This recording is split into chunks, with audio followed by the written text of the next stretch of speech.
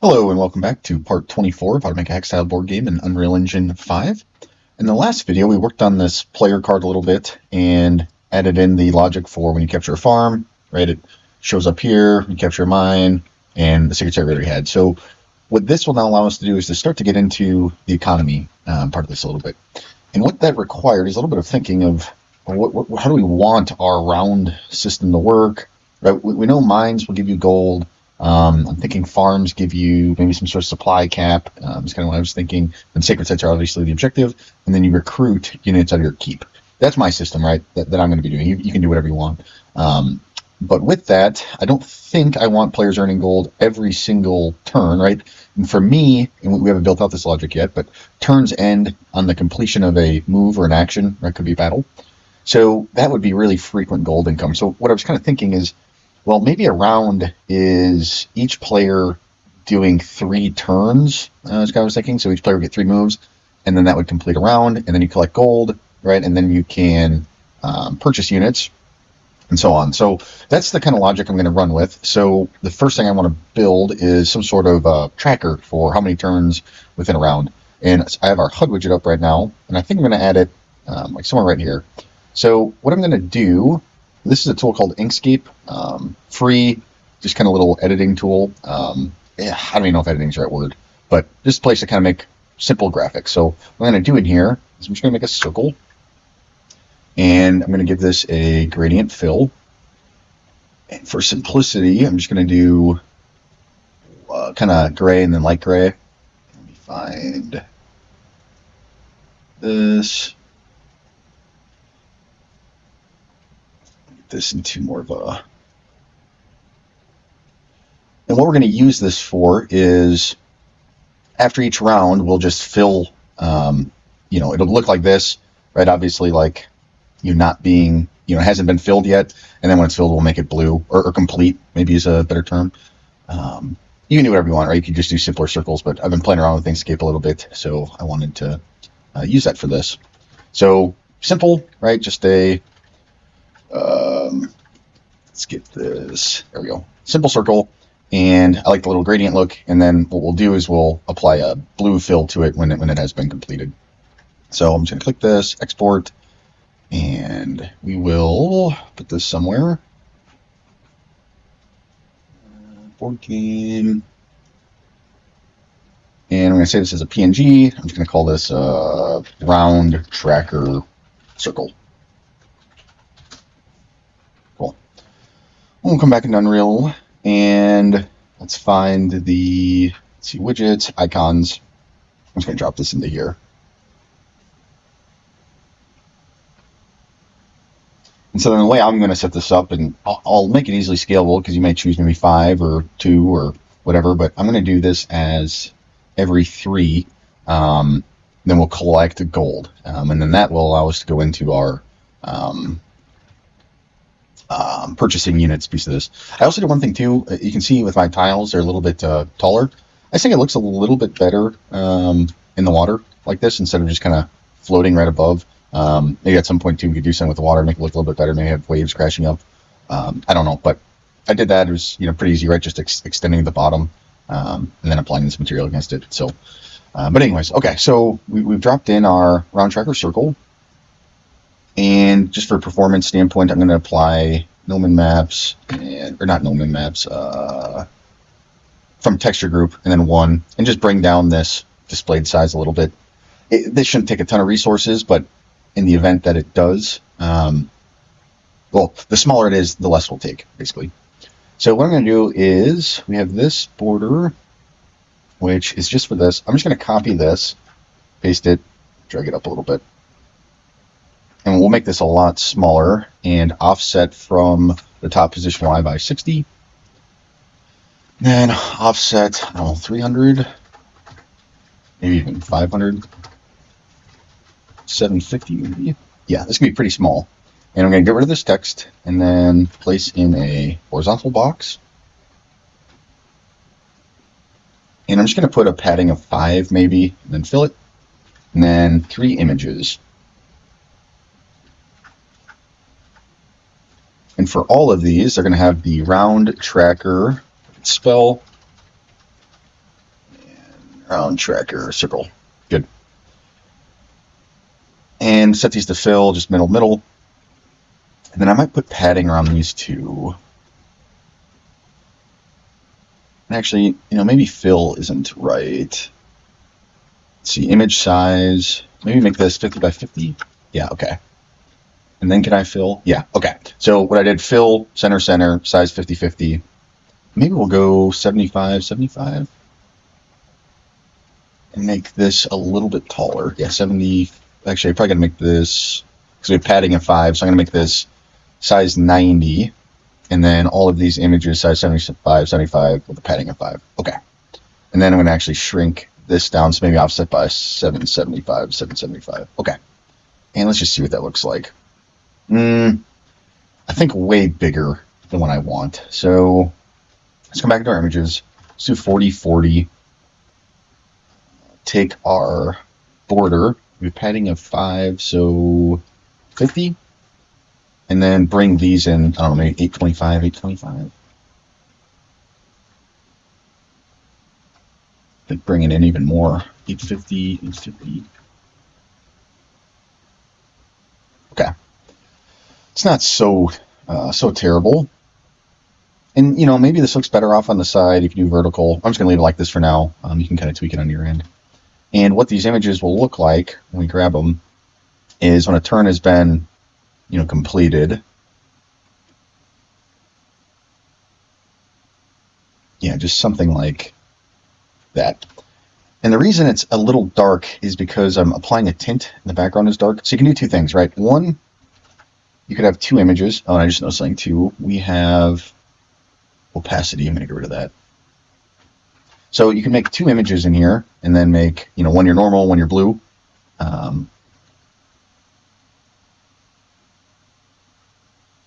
Why isn't this there? Right, something like this. But I like doing it with tint just because it gives me better control. But I need to make this gradient quite a bit lighter. So I'm going to do white and then a really light gray. Okay, I was trying to figure out how to adjust the direction of the gradient.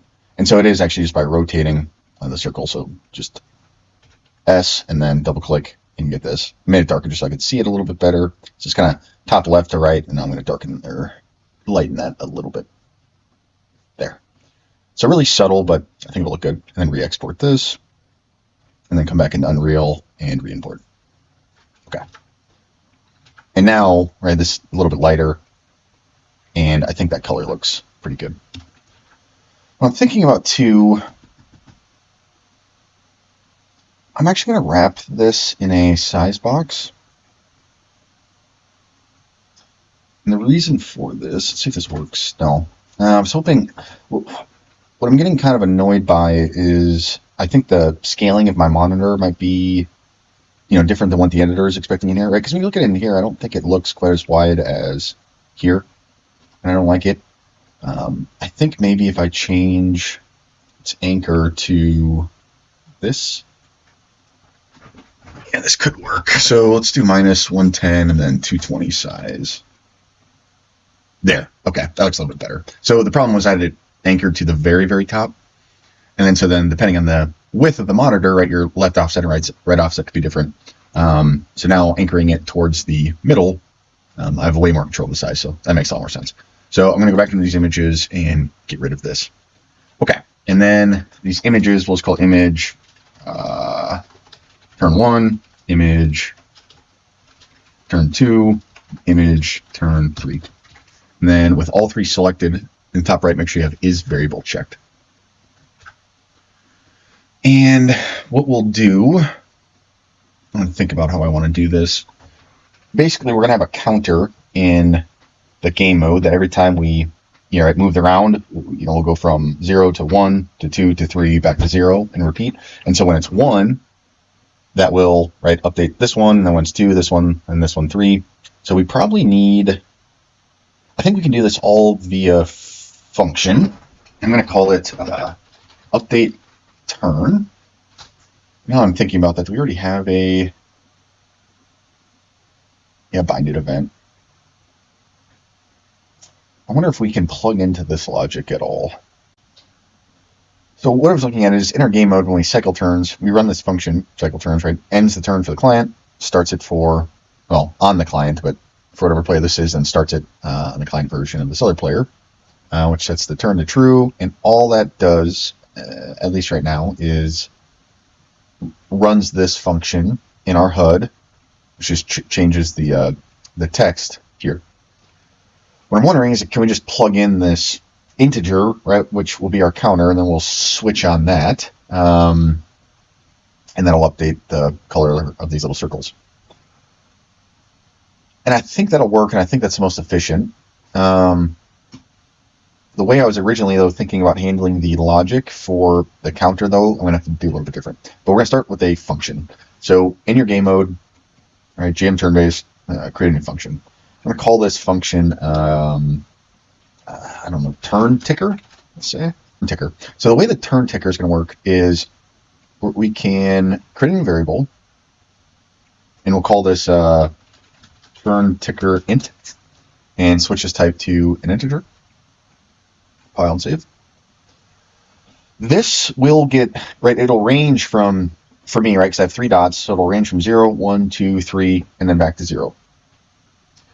The way I want it to work is after every player has had 3 turns, right, 3 movements or actions, then they get gold and then can buy units in their keep.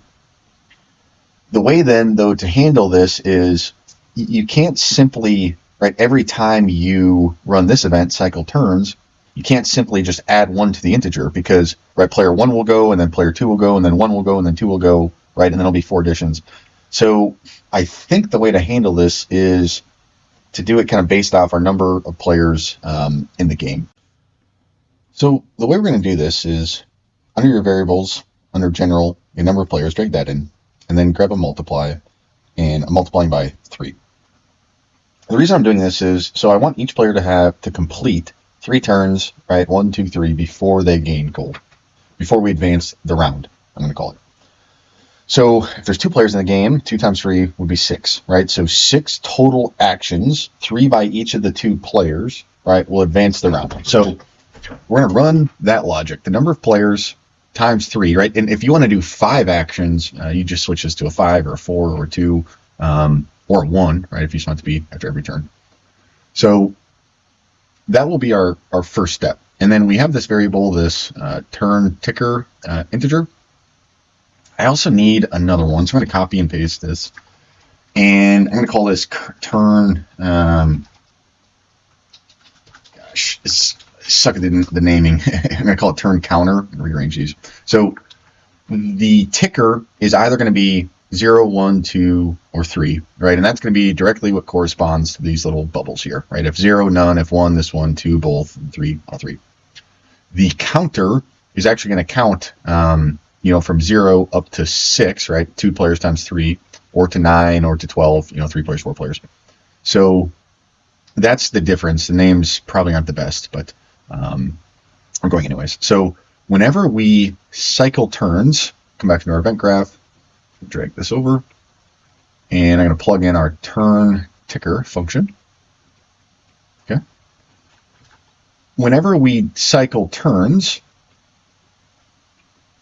we will add 1 to our turn counter first. So let's grab turn counter, get it, add 1, and then plug that into here, and just make sure it's got a default of 0, same as this one, 0. Perfect. Straighten that out. Okay, and so every turn that goes by, we will do this. I think maybe I want to do a check first. One sec. I think I'm going to want to do a check in here first, but we'll come back to it. I think I got to see this in action.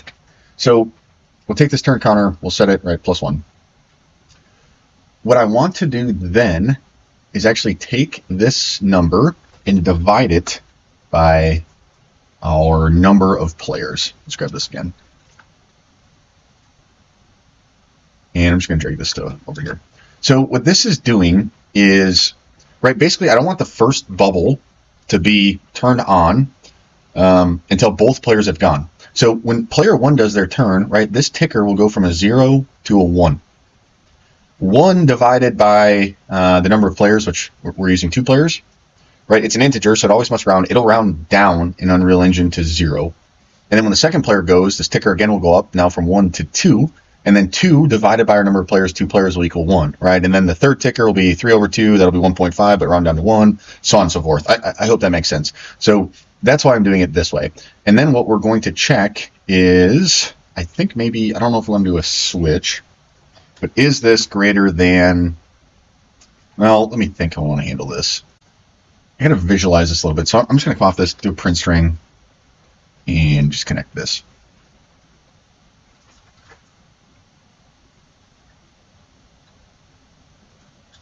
Right, so when I end my first turn, 0, and then 1, and then this should be a 1 again. Good. I'm on my client here, right? 2,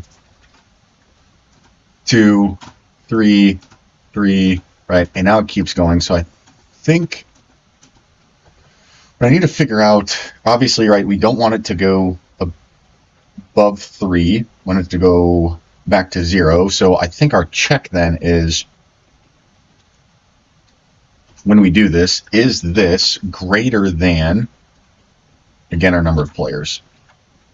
Or not our number of players, greater than 3, right? Because 3 is what we're setting. So I'll grab this and this. And if that is true, if this is greater than 3, then I think we can just set both of these to 0.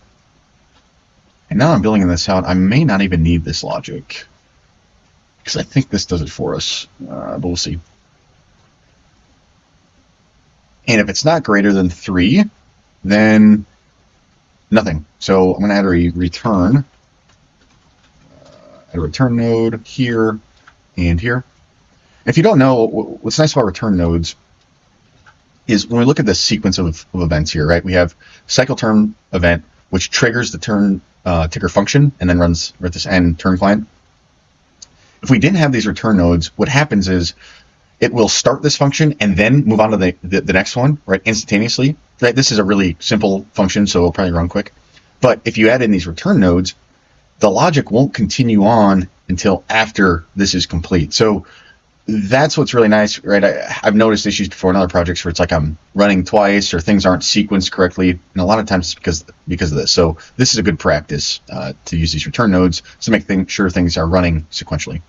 So what I want to do after this is, let's just print string, and I want to print string our ticker, and then come back and test.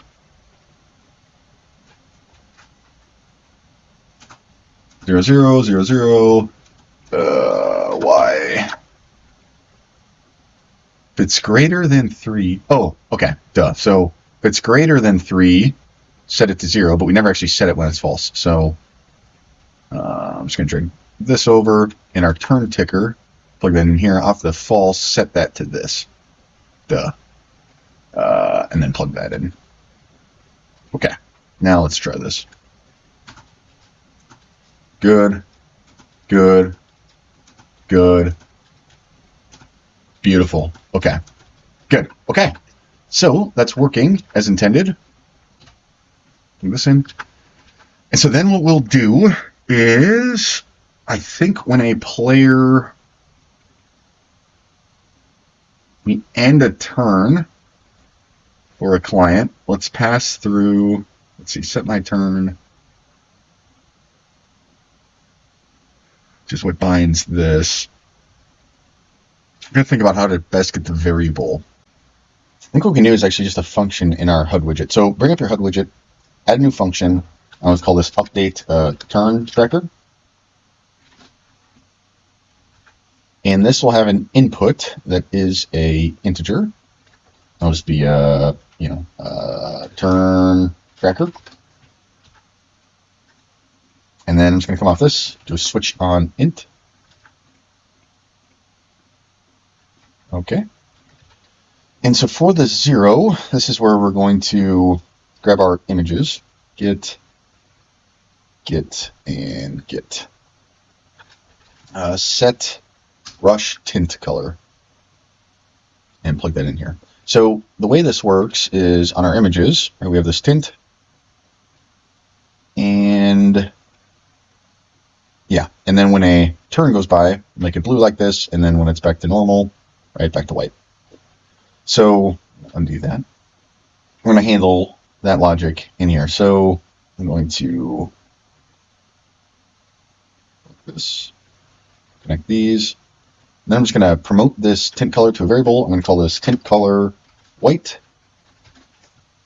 And then copy and paste that, call it tint color blue, compile. The white, just make sure this is indeed white. I think white is 111, yep. And then for the blue, let's make it this bright blue. So when it's 0, obviously all of these will be white. Something like that. On 1, take this over here, they're all going to be white except for image turn 1. So let's grab this, plug it in here.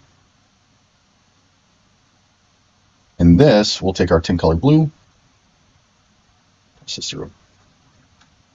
Okay, and then off the 2, image 1 and 2 will be highlighted.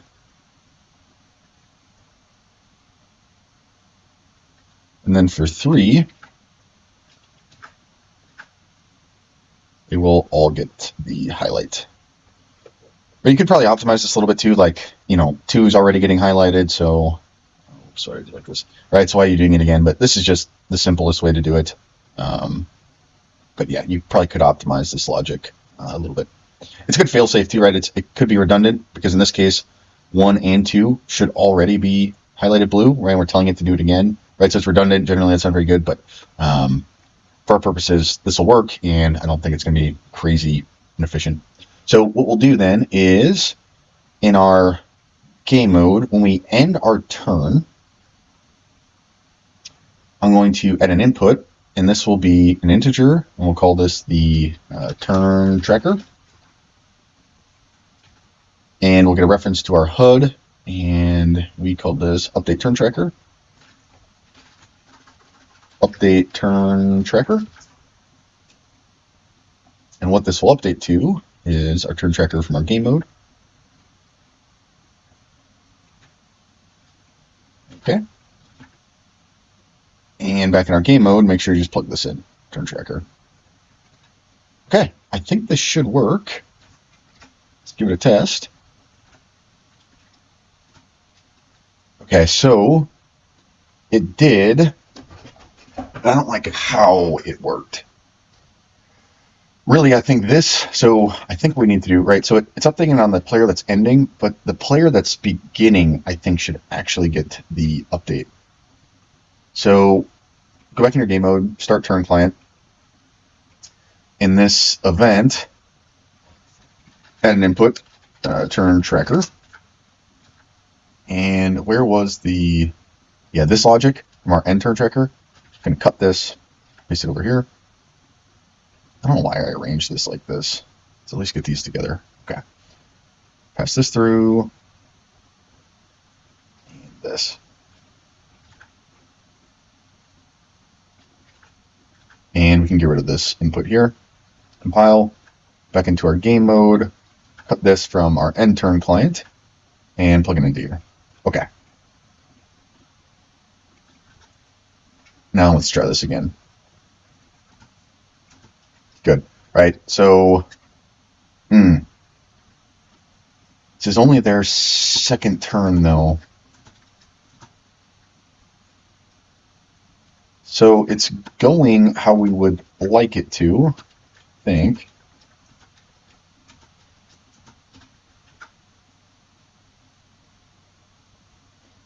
But the cadence is off. So let me think about this.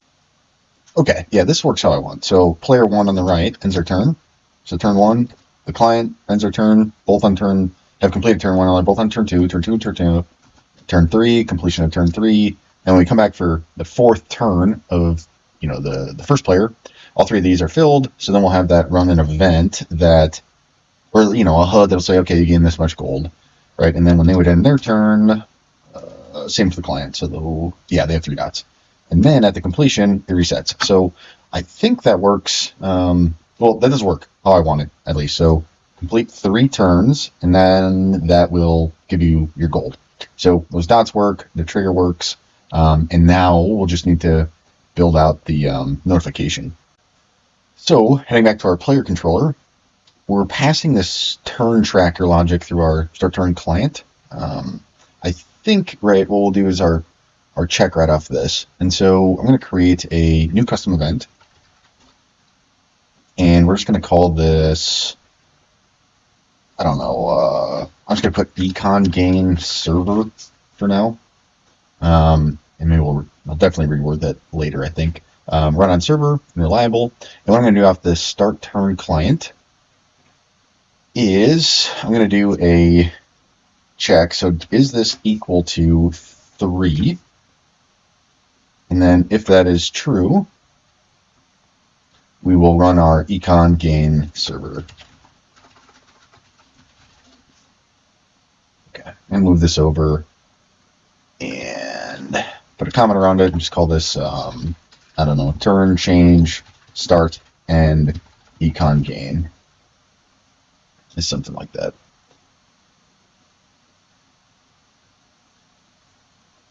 Okay.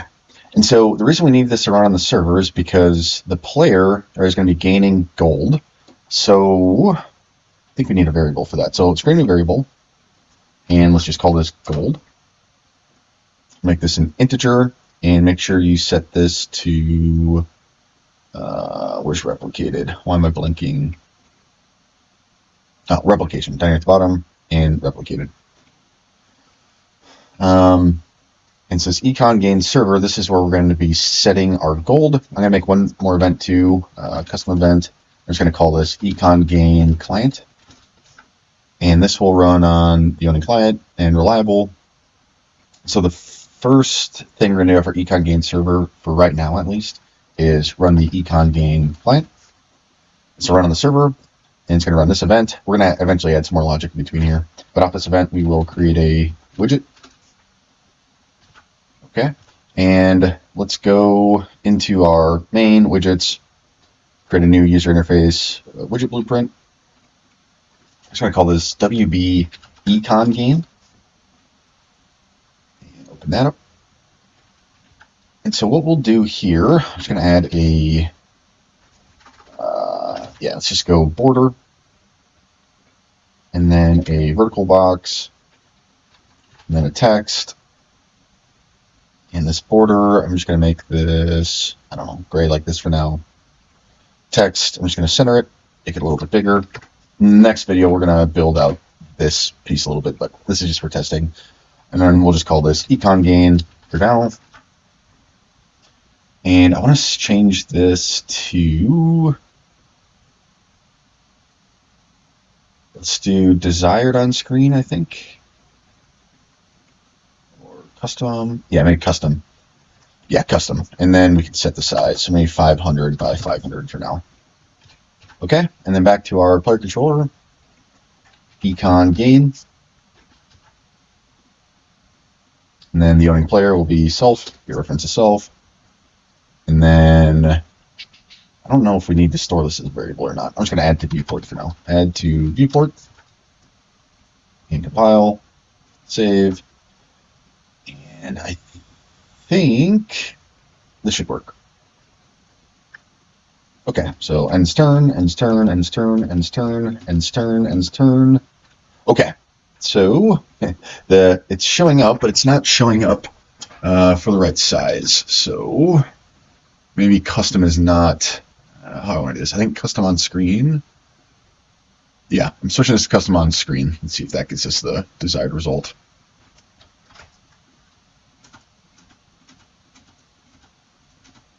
No. Okay, let me play around with this. I'll be right back. Okay, here's what I did. Click on your border, right click, wrap with a canvas panel, and that will create this, and switch your option up here to fill screen. And then with your border, go to anchors, anchor to the center, this one. And then I did mine as offset of -250, -250, and then size 500, size 500. So this will put it right in the middle. And now, when we do this, see this shows up. So this is just going to be a little summary, right? And I think we'll put it on some sort of fade out animation will just go away. But just tell you how much gold you gain, maybe what your supply is, could be good. So yeah, we'll build this on the next video, but just want to make sure this logic all works. So logically, we're sound, and just need to continue to build it out, and we'll do that next. So thanks for watching. Please like and subscribe. Again, I've got the Discord channel up and running. I'll put that link in the description, but good place to come in, if you need help, and then you can drop images and stuff, and I'll help you out there. Thanks.